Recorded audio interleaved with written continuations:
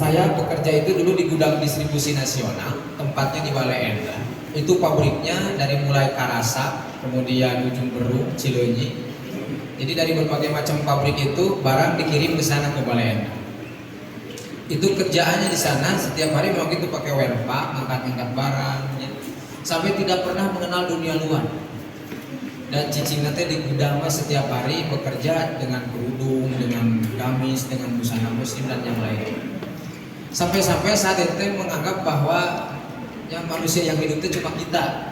Lu di luar mah zombie sadayana. Kenapa? Karena kita tidak pernah keluar di situ. Setahun bekerja di situ. Sampai pada akhirnya diundanglah karena dulu itu luar biasa ini mudah-mudahan lah. Ini juga tadi sudah ngobrol dengan Pak Haji bahwa setiap divisi ada dalam tanda petiknya ada ritual, ada baca Al-Quran, kemudian barangkali ada ibadah. Nah dulu saya ketika di Robani itu Pak Haji setiap hari itu ada pom checklist kita sebut amalan yaumian. Jadi amalan harian, di mana amalan harian itu kalau kami dulu di bagian gudang kita cuma dikasih selembar, itu isinya ada amalia-amalia harian dimulai dari satu tahajud. Di situ tak apakah hari ini Anda tahajud atau tidak, ya atau tidak. Jawabannya cukup ya atau tidak, kita pakai tanda checklist. Kemudian turun ke bawah, apakah Anda saat ini tadi subuhnya berjamaah? Karena hadis Rasulullah SAW, ciri orang munafik itu salah satunya adalah ketika dia berat melaksanakan sholat subuh dan sholat isya. Jadi kita tidak mau kan menjadi orang yang dikategorikan orang yang munafik. Maka itu ada pom checklistnya. Sholat subuh berjamaah di masjid, ya atau tidak. Kemudian setelah itu tilawah. Nah dulu tilawah Al-Quran itu setiap bagian, setiap jabatan, setiap posisi itu ada porsinya masing-masing. Untuk levelan manajemen itu satu hari itu wajib 1 juz satu hari. Nah untuk levelan ke bawahnya itu ada yang setengah juz. Nah kita dulu waktu di warehouse itu cukup dikasih targetan sehari itu 1 lembar. Jadi ada yang namanya odoj, one day one juz, ada yang namanya odol, one day one lembar. Jadi cukup 1 lembar saja. Nah itu teh ya atau tidak, itu ada pom checklistnya. Kemudian saum Senin Kamis, di situ juga ada setiap Senin setiap Kamis ada ya atau tidak. Kemudian menjaga wudhu, itu ditanya menjaga wudhu atau tidak, dan sedekah semampunya di bawahnya. Jadi ada beberapa amalan yaumiyah yang setiap hari itu harus kita setorkan ke atasan kita. Ya, karena dulu kita di warehouse itu pakai pom checklist kok, jadi kita kirim ke KA gudang. Dan ternyata saat itu, ini sekedar bercerita saja, sebulan sekali itu di struk gaji itu ada insentif yaumiyah. Kalau orang yang amalan ibadahnya 80%, ya itu dapat insentif saat itu. Ya. 1 tahun bekerja di warehouse, kemudian saat itu ada kesempatan untuk bergabung di teman-teman marketing. Karena kata teman-teman teh, cek sedang kamu mah tukang ngomong ya, jadi tukang ngomong lagi. Udah masuk ke divisi marketing, datuk marketing mah cenah pagaweanana ngomong. Udah di marketing mah ngomong oke dibayar gitu ya.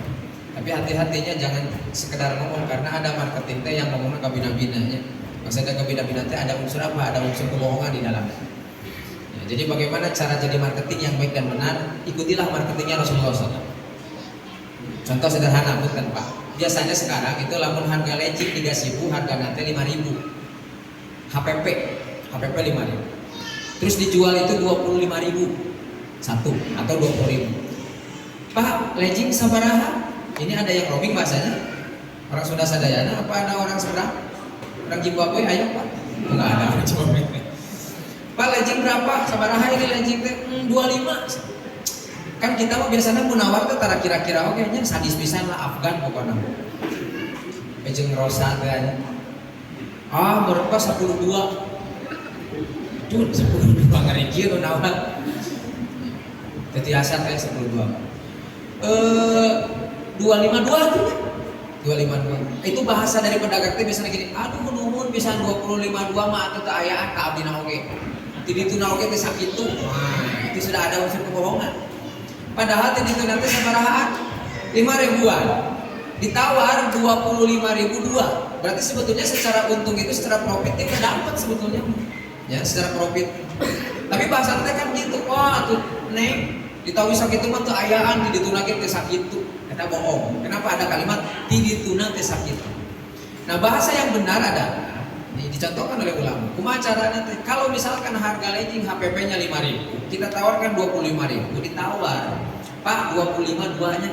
Atau nuhun, naik garis tos ditawis. Ieu teh profit mah ada, margin mah ada, keuntungan mah ada, tapi tidak besar. Kenapa? Karena besar kecil mah relatif, Pak. Gitu. Tapi kita dalam tanda petik kita nggak bohong, kita untung udah ada sebetulnya. Nah, makanya bahasanya apa, untung udah ada ini teh, tapi sedikit kecil untungnya. Nya hoyong ageng sakumaha atuh Pak, nya atuh hoyong ageng mah tong ditawi sakit tuh. Ya sok diturunkeun lah 225. Nah, jadi ada bahasa-bahasa di teman-teman marketing itu yang kadang-kadang ya luar biasa sok di blow up. Ada majas nanti hiperbolana luar biasa dulu kalau bahasa Arabnya berlebihan. Nah, dulu begitu masuk ke marketing, teman-teman yang tahu 1 tahun di situ saya ditempatkan jadi dulu mah tidak ada SPG atau SPP, dulu mah disebut nanti SCM, Sales Konsultan Muslim atau Muslim. 6 bulan, setelah 6 bulan naik posisi jadi SPP, 6 bulan kemudian naik jadi SM, Store Manager, kemudian setelah itu ada seleksi, naiklah jadi ASM, Area Sales Manager, kemudian setelah itu naik jadi RSM, Regional Sales Manager, membawahi wilayah DKI, Banten. Ya, kemudian setelah itu pindah-pindah ke luar kota, ditarik lagi ke pusat, Pak Haji, dan di pusat dulu jadi manajer training. Kenapa? Karena posisi saya saat itu secara akademis saya itu S3. SMA dan karobannya teh ngelamar teh bawa lamaran SMA plus sertifikat penghargaan di bidang keagamaan. Dulu mah begitu, ada sertifikat penghargaan di bidang keagamaan sana ada ijazah. Jadi ijazah mah mau selembar ya, fotokopian, tapi anu iman 2 mah karena aya lomba agan, lomba MTQ, lomba pidato, dan sertifikat pesantren dibawa semuanya. Ya, maka kata si Robani teh, bapak teh cenah bade ngalamar damel apa bade jadi guru agama? Karena si sertifikatnya, tapi ternyata berangkat dari situ itu tuh jadi poin penting. Kenapa? Nah, sekarang kita masuk ke tema. Bekerja adalah ladang ibadah. Kalau orang bekerja hanya sekedar bekerja, ini kata Buya Hamka. Kalau bekerja cuma sekedar bekerja, kerbau pun bekerja. Kalau makan cuma sekedar makan, monyet pun makan. Jadi kalau kita bekerja cuma sekedar bekerja, jangan sampai kita seperti kerbau. Kenapa? Kerbau itu ya kerja aja udah. Bagi dia itu tidak ada nilai pahala. Barangkali pernah mendengar, oh iya mah pahala kerbau teh meni ageung gitu, nggak ada. Kemudian ketika monyet ini makan ya makan, tidak ada makna di dalamnya. Nah, maka kita mah bukan kerbau, kita ini bukan monyet, naudzubillah. Ya, kita ini manusia. Maka apapun itu yang kita lakukan, yang pertama yang harus digarisbawahi itu adalah niat. Niat. Ketika niat ini muncul dalam diri kita, ya, maka seketika itu juga akan merubah jalan hidup yang ada di depan kita.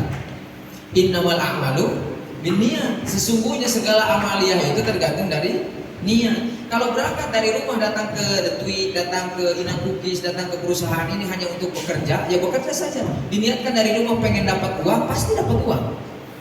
Ya. Tapi jadi pertanyaannya, nilai lebihnya apa dari cuma sekedar punya uang? Nilai lebihnya apa dari cuma sekedar punya status bekerja? Karena yang namanya bekerja itu, kalau orang bekerja hanya disandarkan pada nominal, maka yang akan dia dapat itu nominal, dan dia akan dibuat pusing dengan nominal. Ada orang yang gajinya 10 koma, jadi tanggal 10 udah koma gitu. Tanggal 11 pinjol, ya 12 kata sifat. Sekarang itu pinjol itu memang sudah dihapus, tapi setiap kali kita buka YouTube apa yang ada? Danaku, sakuku, ya segala ya limit pinjaman Anda, waduh kita ripuh. Ya, jadi nu kitu mah kalau kita punya utang minjem dari situ, itu mah gali lubang tutup jurang. Ya, jadi bukan gali lubang tutup lubang, tapi gali lubang nutup jurang. Gak bakalan selesai sampai kapanpun. Tapi kan ke kiamat kurang 2 poe oke. Komo dibayarna kau cicilan minimum bahayanya. Alhamdulillah, subhanallah. Jangan sampailah kita terlibat hal seperti itu. Gaji orang 10 koma, ya tanggal 10 sudah koma. Banyak kejadian, alhamdulillah jangan sampai di sini mah kejadian. Dulu ketika bekerja itu ada atasan saya, dia 3 hari lagi ke gajian Pak Haji. Siap. bukan duit teh nginjem 10.000 aja. Istilahnya naon pas 10.000? Eta cilok can dibayar sajeng sebelah. Nah tuh pak pira cilok jeung sebelah duit saya geus beak pisan ku pemajikan jatah beak. Ya, artinya apa? Artinya orang itu ketika dia bekerja kalau bersandar kepada nominal dia akan dapat nominal dan dia akan dipusingkan dengan nominal. Tapi kalau orang bersandar kepada keberkahan bukan pada sisi nominal, banyak kok orang-orang yang punten untuk bilang tadi pagaweanana naon ngabeca, bukan berarti mendiskreditkan tukang beca ya punten. Dia pekerjaannya ngabeca tapi anaknya bisa sekolah bikin ke S2 gitu. Sementara bapaknya mah setiap hari ngayu beca. Dan penghasilan beca mah siga teman-teman sebulan sekali itu sudah bisa dihitung. Oh saya sebulan teh dapat segini. Sudah diplanningkan. Oh nanti teh mau beli ini, mau upgrade ini, mau ganti ini, mau ganti itu. Bahkan di sini ini banyak pejuang mahar sepertinya mah udah pada nikah bu. Belum ya teh. Cepat nikah bisa keburu kiamat. Dia bukan seri ya. Ya. Pak, dan penting mah kesolehan dan kesolehan dan kesolihahan. Ketika saya soleh dan solihah, nanti ketika saya masuk surga saya akan dapat bidadari. Betul itu teh? Betul. Tapi pertanyaannya, kalau nanti sudah masuk surga diberi bidadari mau digimanain? Nggak tahu tutorialnya. Tahu. Ya iya, bingung ya Allah ini digimanain. Ya, kata malaikatnya coba ketika unboxing ada manual booknya, enggak gitu, nggak ada manual booknya. Ya, ketika si bidadari di unboxing, mana manual booknya nggak ada. Jadi di dunia itu harus ibadah dulu. Ini salah satunya ibadah itu apa? Pernikahan, kabur kiamat. Ya yang udah, kalau yang udah mau udah. Kalau saya ikut-ikutan, nah bahaya. Ya. Ada pejuang mahar sudah diplanningkan, saya nyimpen segini, saya nyimpen buat menghalalin si dia, gitunya. Terus disimpan. Bahkan sok aya kena PHP teh kurang nabung dikawin aku batur kan itu sok aya gitu. Ayah di dia kejadian gitu, oh, jangan sampai bahaya. Bisa tabung-tabung kan ya, wah ujung-ujungnya, oh datang undangan, ternyata jeung si itu. Nah, tapi pernahkah kita bayangkan ada abang-abang beca, eta, ya dia tidak anu ngabeca, pernah tak ya anu ngabeca teh ngagoesna itu narik beca nepikeun ka 30 kilo, nggak ada paling di pasar baru kemana gitu ya. Di mana ke mana kecuali nu ngabeca teh Pak mini tereng bukan ngabeca teh mumun abi mah trayekna teh Bandung Medan ta eta teh hidup pasti ngan berenang 2 poe sakali ganti bintis da balar itu bintis oh kalau itu hancur bintis ini beca kan beca bahkan kan tidak setiap hari sok aya gitu abodemen beca jarang budak sekolah di abodemen beca kan jarang kok kayaknya buat abodemenna bagaimana ojek mah iya gitu, tapi ternyata anaknya bisa S1 S2. Kenapa? Yang dilihat bukan nominal, yang dilihat itu apa? Keberkahan. Ciri keberkahan itu kata ulama salah satunya Imam Ibnu Qayyim al-Jauzi ini ciri berkah. Yang pertama ciri berkah itu ziyadatul khair, tambah-tambah keberkahan. Apa tambah-tambah kebaikan? Ziyadatul khair, tambah-tambah kebaikan. Maknanya apa? Kalau kita tiap bulan dapat gaji, dari gaji kita itu tambah-tambah kebaikan, ada nilai kebaikannya. Misalkan dari gaji itu bisa ngebantu tokennya si mama. Dari gaji kita itu bisa ngebantu jajannya Adi. Dari token itu bisa karena si papa misalkan sudah pensiun. Ya, misalkan di rumahnya si papanya ngerokok, bisa kita dikasih roti misalkan. Bahaya ganti rokok aku roti. Nah, ketika uang kita itu bermanfaat, ada sisi-sisi lain yang bisa kita sisihkan dalam rangka kebaikan ya, maka ciri yang pertama harta kita berkah itu banyak kebaikan di dalam. Yang kedua itu kan dari sisi hartanya, yang kedua dari kitanya secara personal, secara orangnya apa? Tuzidukum bit-ta'ah, menjadikan kita pribadi orang-orang yang taat. Dari harta kita muncul kebaikan, diri kitanya menjadi orang yang makin taat kepada Allah. Nah, ketika 2 indikator itu ada di harta kita, selamat. Harta kita sudah menjadi harta yang berkah. Tapi ketika 2 hal itu tidak ada di diri kita, dengan harta kita kalah kalian. Kan kadang-kadang kita begitu. Jadi modal diskon. Ketika datang ke tempat perbelanjaan, ya, ke mall, kadang-kadang di rumah mau beli teh ini datang kali itu ayo diskon gede-gedean. Poho tak si teteh yang tadinya mau beli maskara. Ya, karena ada gaun yang selama ini pengen, itu tuh udah didiskon atau jadi 70%. Beli kan itu sepatu baru, gadget baru, tiba-tiba apa? Ya entah. Gaji untuk 1 bulan, karek 10 poe geus beak 10 koma teh ya. Ngahulang. Akhirnya setiap hari makan teh, pagi sarapan rendang, siang makan soto, malam makan mie kocok, semua dalam bentuk mie instan. Jadi Indomie rasa rendang, siang Indomie rasa soto. Kenapa? Karena itu ada hal-hal yang tidak terduga yang harusnya kita tidak beli, habis tadi. Nah, kemudian apa? Menjadikan diri kita malas beribadah. Nah itu salah satu indikator nanti ketika harta kita nggak berkah itu kita malas beribadah kepada Allah. Jadi menjadikan diri kita itu tidak taat. Tapi ketika banyak kebaikan dari harta kita menjadi orang yang taat, nah maka selamat, harta kita menjadi harta yang berkah. Jadi yang pertama, niatkan bekerja dari rumah itu ke sini untuk ibadah.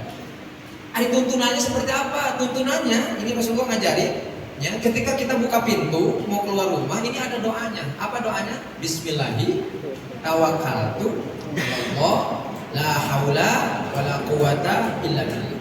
Apa doanya? Insyaallah hafalnya. Bismillahi tawakkaltu Allah la haula wala quwata illa billah. Bismillahi dengan menyebut nama Allah. Belum apa-apa, kita mau melangkahin kaki saja, nama Allah yang disebut. Bismillahi tawakkaltu, ya Allah hamba bertawakal. Tawakal ini orang kadang-kadang sok aneh. Ada yang menyamakan antara tawakal dengan pasrah. Ini beda antara tawakal dengan pasrah. Yang namanya tawakal itu tawakal hadir setelah ikhtiar. Tapi kalau pasrah belum apa-apa udah nyerah. Itu pasrah. Bro, kayaknya dia ngasih sinyal. Hororean. Da aku mah apaan? Aku mah nama terpenjara. Kita lagu nanti di penjara. Dia makan menitip puncak Menara Gading. Sementara aku hanya tunduk ke bumi, hidup tertekan. Terus kumaha atuh muala, itu mah pasrah, jadi belum apa-apa. Sudah menyerah duluan, itu pasrah. Tapi yang namanya tawakal itu hadir setelah ikhtiar. Pertanyaannya, memang korelasinya sama yang tadi apa kan? Tadi juga belum bekerja, tapi sudah muncul kalimat tawakal. Nah, dengan kita ngucapin bismillahi, tawakal itu dan niat kita untuk berangkat bekerja, itu bentuk ikhtiar yang pertama, kita berangkat. Nah, setelah ikhtiar yang pertama kita berangkat, di situ tawakal. Kenapa? Mana tahu di jalan ayana naon, apa? Pernah kan teman-teman yang berangkat dari rumahnya pagi dan takut kesiangan, tiba-tiba di jalan ada bannya yang kempes, tiba-tiba di jalan ada ini, ada itu. Nah, ketika ikhtiar di awal itu melangkahkan kaki dari rumah, di jalan ada apapun itu tawakal. La haula wala quwata illa billah. Kita itu tidak ada daya, tidak ada upaya kecuali pertolongan dari siapa? Allah Azza wa Jalla. Itu yang pertama. Kemudian yang kedua, ini di dalam surah Al-Kahfi, yang mudah-mudahan di sini juga kalau Jumat upayakan hafalin surah Al-Kahfi 1 sampai 10.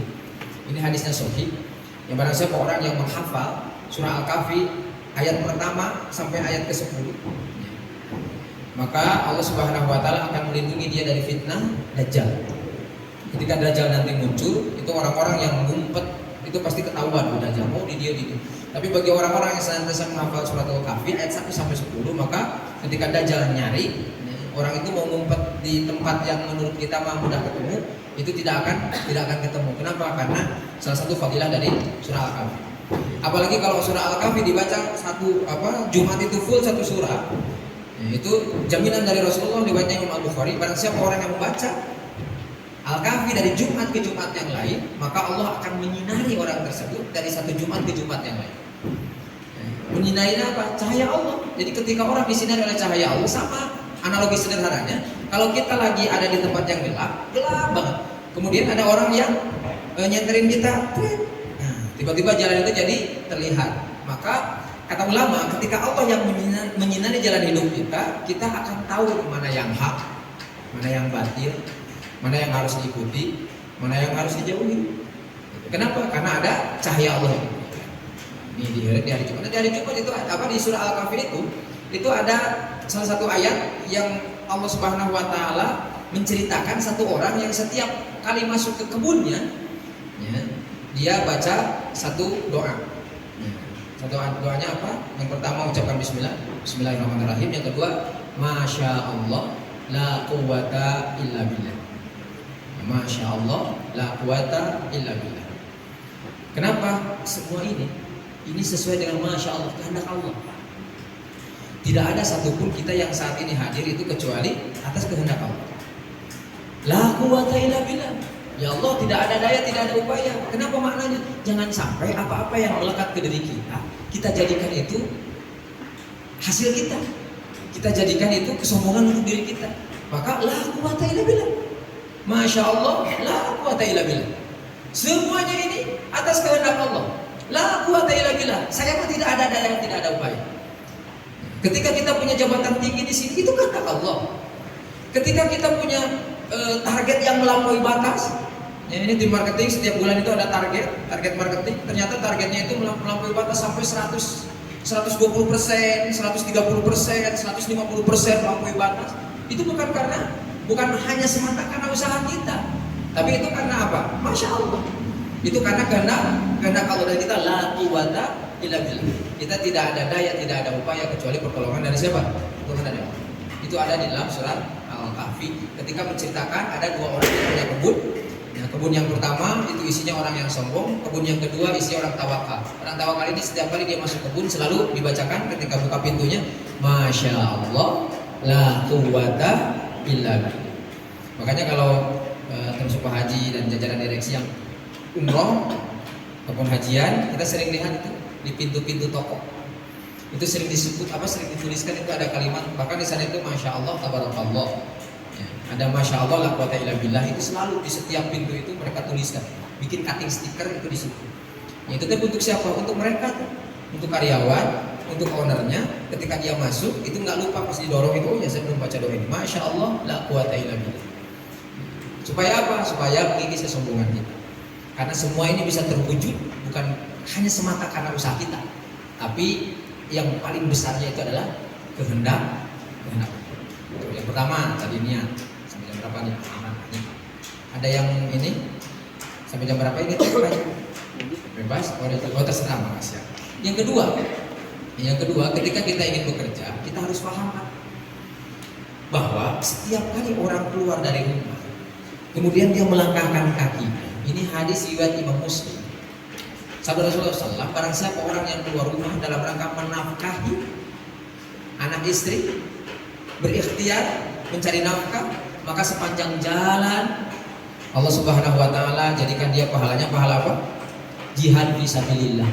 Jadi akan teteh yang berangkat dari rumahnya diniatkan tadi niat lillahi taala, yang kedua diniatkan untuk menafkahi anak istri. Ya, maka itu pahalanya pahala apa? Jihad fisabilillah. Jadi betapa bahagianya orang-orang yang berkumpul saat ini ketika diniatkan dari rumah lillahi ta'ala, kita setiap hari, setiap langkah kita punya pahala jihad. Makanya naudzubillah min dzalik, kalaupun ada orang yang berangkat bekerja kemudian dia naudzubillah min dzalik sekali lagi ada musibah di jalan sampai dia wafat di perjalanan, ya, maka ulama menghukumi orang itu apa? Syahid fisabilillah. Karena di sepanjang jalannya dia berjihad. Nah, makanya ini pentingnya niat di awal. Tapi kalau niatnya charity, bekerja, ada yang bekerja niatnya charity, cari-cari ukti. Nah, ada dia mencari-cari ukti. Wah, ya karyawan baru ya, sortir. Ada proses yang namanya seleksi. Setelah diseleksi di audisi. Setelah di audisi itu ya ada proses koleksi, disimpan heula. Tapi tidak akan pernah berhasil kalau tidak ada eksekusi. Selamat Anda hanya menjadi kolektor ya Bu. Geus kubatu. Geus kubatu. Kenapa? Karena selama ini pun hanya mengkoleksi saja. Nah, ayah mau bekerja nanti hanya karena akhwat, ya silahkan. Yang akan didapatkan apa? Ya perempuan. Yang nanti kalau bekerja hanya ingin mendapatkan uang, ya silahkan. Tapi yang akan didapat hanya uang. Tapi kalau yang dicari adalah keberkahan, yang dicari adalah ridho Allah, maka uang mau udah pasti dapat. Ya. Kemudian yang namanya pasangan hidup juga Allah akan kirimkan. Terlebih yang diharapkan itu apa? Keberkahan, ya, dan pahala di sisi Allah. Yang kedua tadi apa? Setiap kali kita bekerja, kalau kita paham makna daripada bekerja, setiap langkah ketika keluar dari rumah itu pahalanya syahid fisabilillah, pahalanya jihad di jalan Allah. Tidak, saya mah nggak ngelangkah, saya mah pakai motor. Ya barangkali setiap tetesan bensin barangkali, atau setiap putaran roda. Itu mah hak Allah untuk menilai pahala kita itu dari mana diambil. Jangan sampai juga berarti setiap langkah kakinya saya misalkan seakan rumahnya di Cibiru, dia mampah misalkan. Ya itu datang dia pingsannya, kunaon? Apa sih setiap langkah? Jadi saya maksakan leumpahnya gitu. Nah, itu yang kedua. Yang Ketika datang ke tempat bekerja, nah ini ada ayatnya di dalam surah At-Taubah ayat 105. Ini kalau tidak salah, saya cek dulu posisi salah. At-Taubah 105. Ini dibacakan ayatnya. A'udzubillahi minasyaitonirrajim. Wa qul i'malu fasayarallahu a'malakum wa rasuluhu wal mu'minun. Ini ada perintah dari Allah Azza wa Jalla tentang bekerja. Wa qul i'malu, At-Taubah 105. Wa qul i'malu, dan bekerjalah. Jadi bekerja itu diperintah. Disuruh tuh bekerja. Siapa yang memerintahkan? Allah. Salah satu ayatnya ini dalam At-Taubah ayat 105. Wa qul i'malu, dan bekerjalah. Fasayarallah, sehingga yang melihat pekerjaanmu itu, niatkan yang melihat pekerjaan itu siapa? Allah. Jadi kita harus paham, kalau ada orang yang niat bekerjanya itu hanya ingin dilihat oleh atasan, maka ketika ada atasan dia bekerja, ketika atasan nggak ada dia hari-hari. Kenapa? Karena selama ini pun ketika bekerja niatnya hanya ingin dilihat oleh atasan. Tapi kalau bekerja itu hanya ingin dilihat oleh Allah Azza wa Jalla, Allah mah tidak pernah tidur. CCTV-nya 24 jam nonstop dengan bandwidth-nya yang bertera-tera, terhingga itu selalu ada. Dan tidak ada istilah CCTV-nya Allah itu teh padam, mati ku petir, hilang, nggak ada cerita. Kenapa? Karena CCTV-nya itu dua, raqibun atidun, raqib atid. Bawa catatan dua-duanya. Videonya di sini ada. Oh, emang di situ nanti video kita akan diputar? Iya, kapan diputarnya? Nanti. Di yaumil kiamah, di hari akhir kita didudukkan di kursi terdakwa, kemudian ada big screen di situ. Ya, hakimnya hanya satu, Allah Azza wa Jalla, tidak ada lagi hakim yang lain. Ya, kemudian penuntut umumnya hanya Allah Azza wa Jalla dan orang-orang yang ada di situ. Ya, orang-orang yang pernah kita zalimi itu jadi penuntut. Lu pernah gini nih sama gua, lu pernah gini sama gua. Keluarga kita jadi penuntut. Ya. Ketika ada orang yang dizalimi, nanti di akhirat, oh nuntut itu. Bro, nah. Dulu saya ketika bekerja, terus saya tiap kali nyian kopi PAP, maneh. Emang apa di mana? Tadi video. Setiap kali saya nyian kopi, maneh lu ini menyicip. Besti, jauh. Aku tanya tiap kali nyimpen wafer, nyimpen biskuit di laci aku, selalu dua. Aku teh bingung usaha ya teh mau keberit gitu. Biar aku berit bisa buka kunci. Ternyata di video ini kamu yang ngambil. Nah itulah penuntut semua. Ya. Termasuk apa? Termasuk punten. Ada orang yang pakai sendal, datang ke masjid sebelah sana, rek sholat. Sendal nate sengaja dia buat kering. Tiba-tiba kita pakai sepatu. Udah pakai sepatu, rek butuh sendal, bahaya sendal bawa kurang. Dipakai ya. Si sendal teman kita, terus dipakai kurang dibasuhan gitu. Begitu masuk. Beres sholat, anu punya senal teh keluar, cek nu boga senal kumaha? Ya Allah, senal tadi nagaring jadi basuh. Hamba terzalim, ya Allah. Hati-hati, dia bisa dituntut gara-gara senal basuh.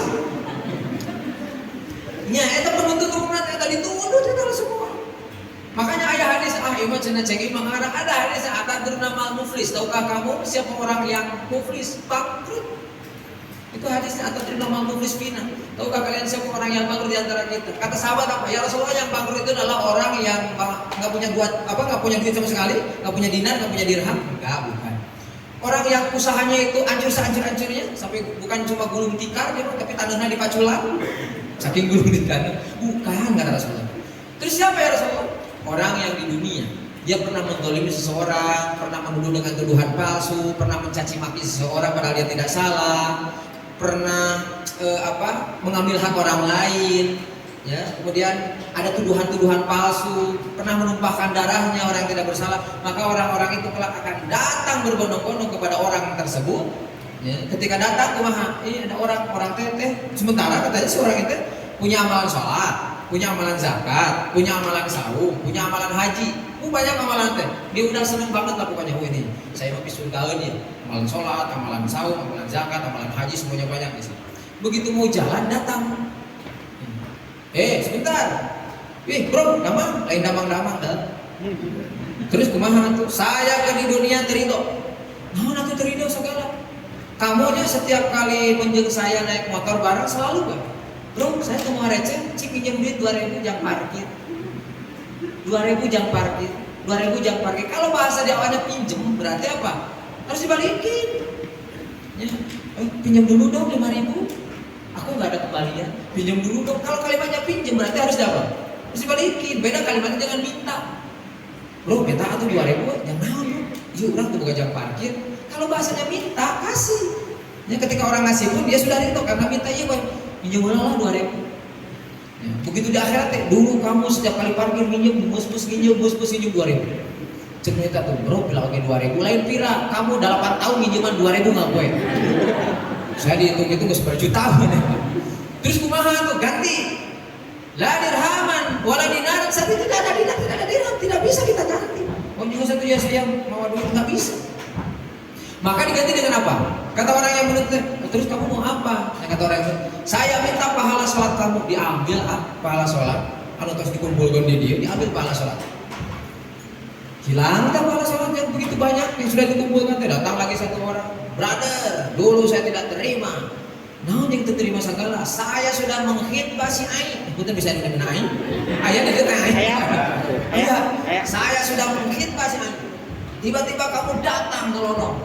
Kamu dinikahi. Pada kamu mau ngahitbah doang nanti. Kira mau ngahitbah 8 tahun diantep pun. Ya nggak usah saya ada karunya saya tahu dibuli wae di masyarakat, di tetanggana ke masyarakat dibuli kamu tuh kunaon dihitbah tapi terjadi.